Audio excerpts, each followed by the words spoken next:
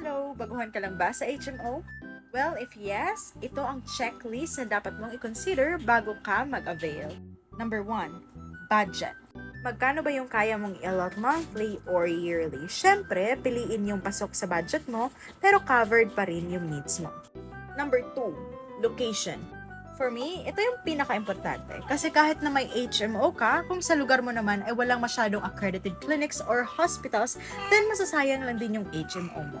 Number 3, coverage and limitation. Alamin mo kung ano ang sakop ng HMO mo. Pang-emergency lang ba?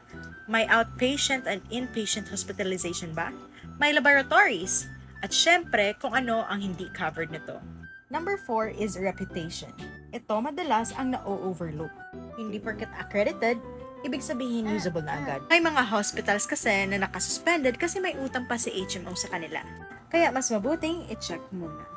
Pro tip bago ka mag-decide ay tawagan mo muna yung mga hospitals na nasa area mo at tanungin sila kung tumatanggap ba sila ng HMO na tinitingnan mo. Isama mo na din ang pagtatanong sa HMO department ng feedback.